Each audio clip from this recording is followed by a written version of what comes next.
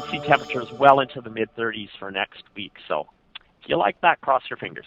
This time last year, the southwest interior saw over a dozen days hitting 30 degrees or higher. But as Environment Canada meteorologist Doug Lundquist tells Castanet, we've only hit one day in the 30s, and that was this weekend, which he says is pretty rare. But he does tell us that we're in for better weather starting today. So Monday, Tuesday into the low 30s. It might be the hottest day of the year so far that we see here the next day or two. There is a system, more of an organized system, and I don't think we forecast it well enough yet for Wednesday, Thursday, or Friday in there. And that's where you see in the forecast the temperatures dropping back into the mid to high 20s, which is still warm. I mean, the average high for this time of year is 27. But I worry slightly about some severe weather. We could have some severe weather in the mid to late part of this week.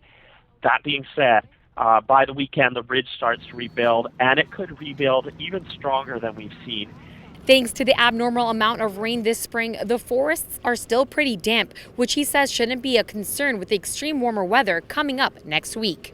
It takes a while for the forests to dry out. So, I mean, I'm sure we'll start to hear concerns amongst the fire weather crews, but usually the fires aren't as big at first, right? It's only the finer fuels that can get going, and it takes a while for the deeper layers to dry out. So it's going to be a switch now to fire weather, but it's not instant. On Monday, the UV index in Kamloops was 11 or extreme, which he says is very high. We're in the middle of summer. The sun still is as high as it gets almost. And with the ridge, we tend to have a thinner ozone layer over us. That's just how it works.